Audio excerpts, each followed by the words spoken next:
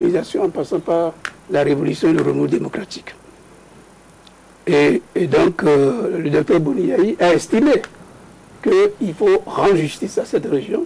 L'agence a été créée et donc couvre toute la région, les 6 communes qui ont une culture ensemble. Du plateau, c'est ça? Le plateau d'Abomey, donc à Gbaïzon, Didja, ainsi de suite, et qui ont toujours vécu ensemble. Parce que c'est le roi qui a fait ces démembrements-là.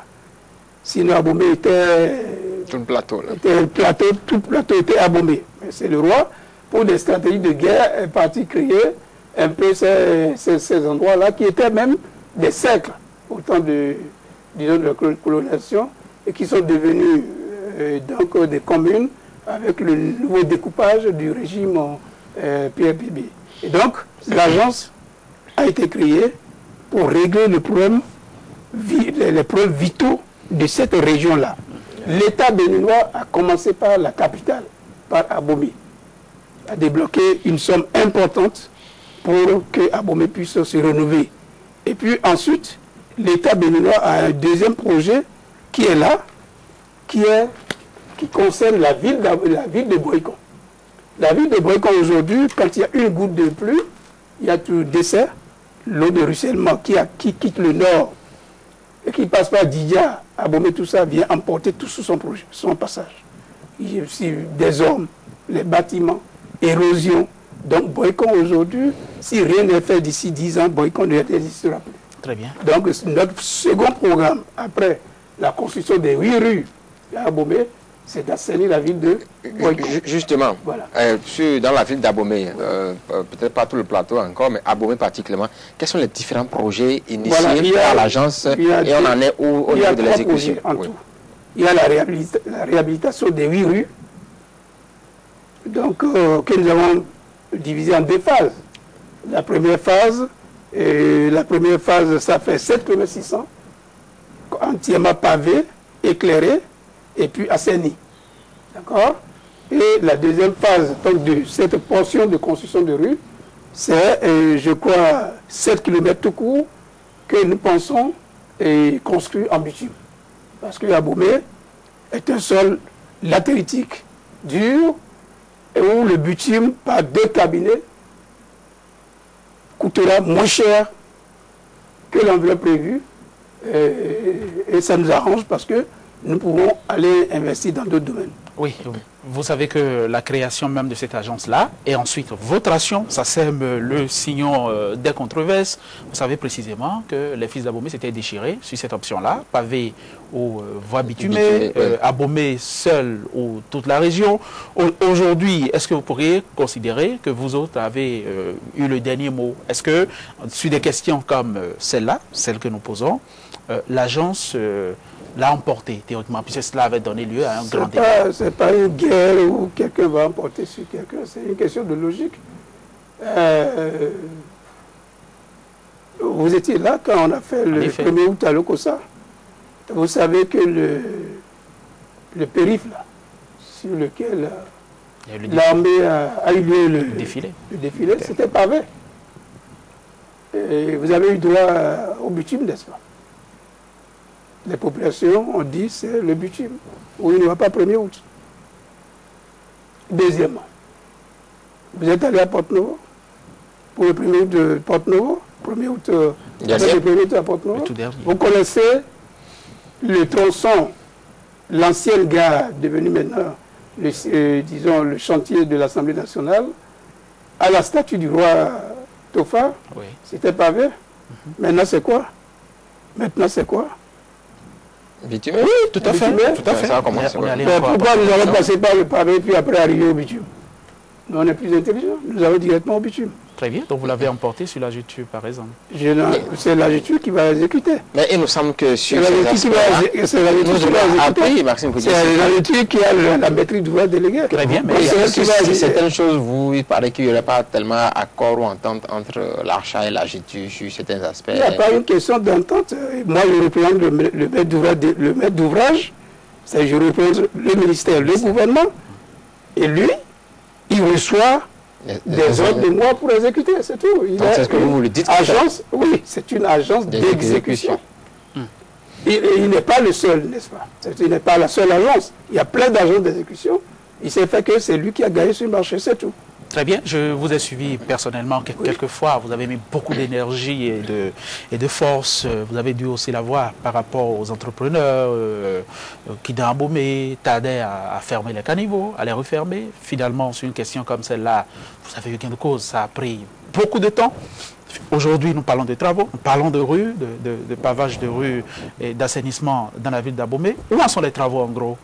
Bon, disons que en fait, moi je suis rentré la semaine dernière, j'ai demandé qu'on me fasse le point, et le point qu'on m'a fait, c'est que l'État béninois a une hauteur de décaissement de 50% en faveur du maître d'ouvrage délégué à Géture. Les taux d'exécution mis en œuvre tournent autour de 15%. Pour les mises en œuvre, c'est-à-dire que les caniveaux, décapage, pose de pavés hautes là, je vais vous expliquer pourquoi. Parce que la pose de pavé, disons le terrassement, ça se fait à la hack. Ça ne coûte pas autant de temps que les caniveaux et tout le reste. Et puis ensuite, nous avons ce que nous appelons les préfabrications, c'est-à-dire les bordures et les pavés. Là, nous sommes à 35%. Donc, vous voyez, ça avance. Mais ces deux taux-là, s'il est le premier taux de 15%, paraît bas, simplement parce que, comme vous le savez, vous avez vu construire une fois, même si vous-même n'avez pas construit, je doute fort que vous n'avez pas construit, à un moment donné, lorsque vous élevez les murs, vous attendez que le coffreur vienne poser les planches, que l'électricité passe, que les trucs et tout ça, avant de continuer. Donc il y a un temps d'arrêt. Ce temps d'arrêt n'empiète pas sur le délai fixé 31 décembre pour livrer les travaux. Pourquoi? Parce qu'aujourd'hui, si vous allez tout de suite à Abomey, vous allez voir la SONEB, la SPE, le Bénin Télécom, en train de déplacer leur réseau. Actuellement. Donc, les gens ils ont fini donc de faire les fouilles. Ils ont laissé partout où il y a embûche dû à ces prestataires de services. Ils les ont laissés et ils attendent qu'ils prestent sur l'ensemble du réseau. Est-ce que cela ne vous retarde pas par hasard? Non, non, c'est prévu. C'est prévu. Ça sur le calendrier? Ça sur le calendrier. Disons qu'en fait, aujourd'hui, nous avons consommé les 42% du temps prévu pour finir les travaux. Alors qu'en gros, nous tournons autour de 25%. Préfabrication et mise en exécution. Il y a un léger retard. Il y a un léger retard, mais qui sera rattrapé. On a l'habitude, ça sera rattrapé. Dès que les trois services là vont déplacer leur réseau, vous allez voir, et ça partira, disons, en vitesse de fusée. Mais n'oubliez pas aussi que tous les jours, il pleut à Abomey. Tous les jours, c'est des averses sur Abomey.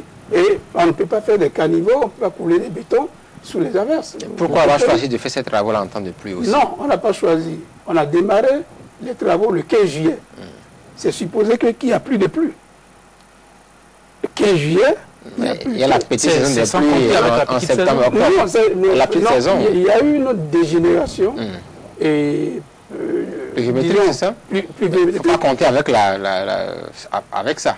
Il faut compter avec le fait que les choses reviennent en ordre. Et c'est le cas actuellement. Et ça vous emmerde.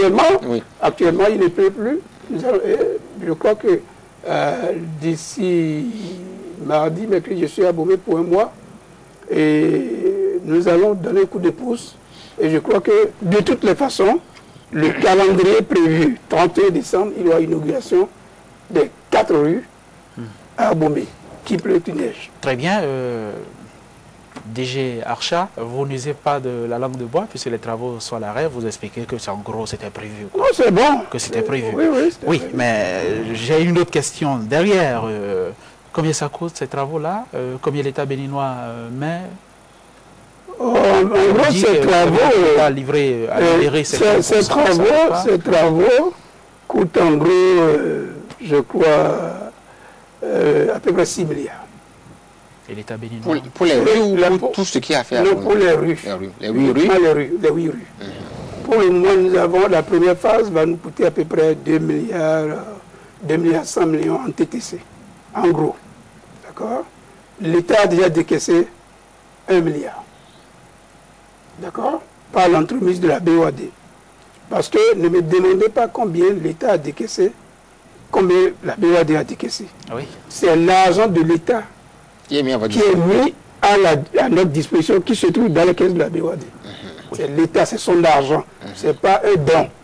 Non, c'est pas un don. C'est pas un financement onéreux non plus de la part de la BOAD. Nous avons acheté, l'État béninois a acheté l'argent auprès de la BOAD et va payer avec intérêt.